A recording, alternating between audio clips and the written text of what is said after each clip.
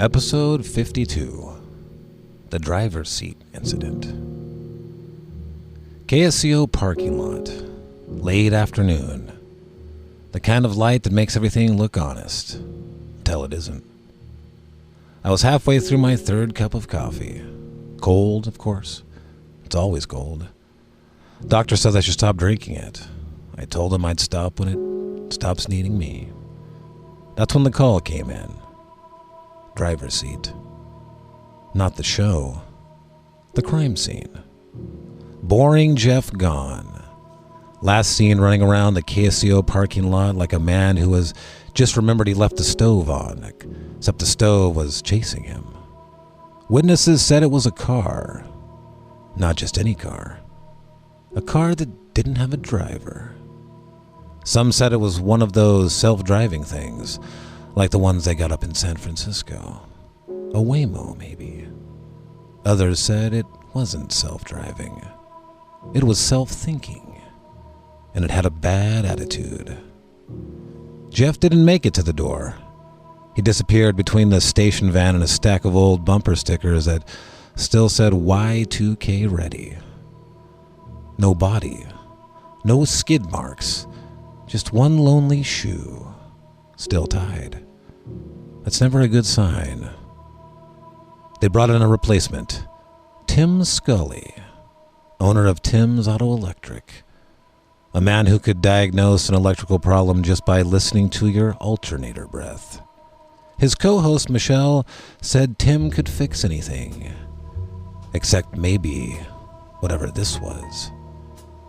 Tim went on the air like a pro, talked voltage, talked wiring, talked about that weird noise your car makes that you pretend not to hear until it costs you $900. But behind the mic, he knew.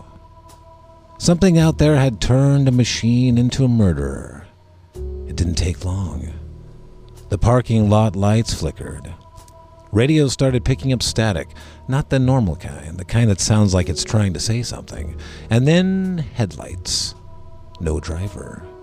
Just a slow roll straight toward the studio. Tim stepped outside. I told him not to. He said if it's electrical, I can fix it. That's the kind of confidence that usually ends in a tow truck, or worse. The car revved. No engine sound, just a low hum, like a bad idea warming up. It lunged. Tim froze. Michelle screamed. I took a sip of coffee, still cold. And then, a truck, out of nowhere. A Dodge Ram. Big, loud, American. The kind of truck that doesn't ask questions, it just answers them. It slammed into the possessed car, pinned it like a suspect against the truth. The engine cut. The silence hit harder than the impact. The door of the truck opened, and out stepped a legend. Chuck Norris.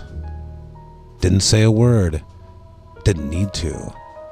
The possessed car door creaked open, and out stepped the Final Stanza. The same twisted mind that had been scribbling chaos across the margins of reality. He looked at Chuck. Chuck looked at him. I lit a cigarette, in a way that fully complies with all applicable guidelines and regulations. The Final Stanza ran. Bad move. Chuck gave chase, caught him before he made it past the vending machine that hasn't worked since 1997. What followed was less of a fight and more of a correction. Chuck delivered a series of precise educational impacts to the gizzard, the giblets, the areola, the vas deferens, the brain pan, the ear holes, and for good measure, the weenus. Each strike had purpose. Each kick had punctuation. It was the kind of justice you don't question. You just witness. The Final Stanza went down, cuffed, muttering something about signals, frequencies, control. Maybe he figured if he could control the machines, he could control the message. Turn cars into killers. Turn noise into narrative. But he forgot one thing. Some signals don't get overridden. The cops took him away, Said he'd finally face justice. But around here, justice has a funny way of taking coffee breaks. Tim? Shaken but intact. Said Chuck got back in his truck and disappeared. Just like that. Here's the thing.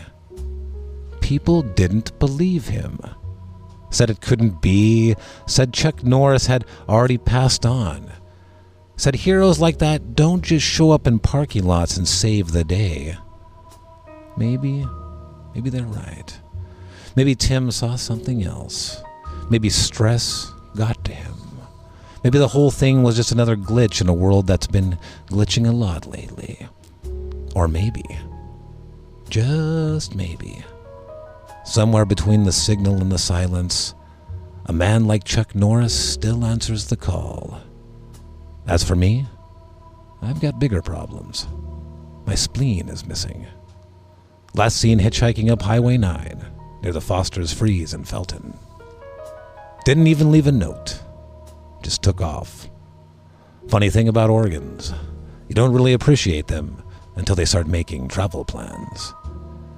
And that's when it hit me. The case, the car, the final stanza.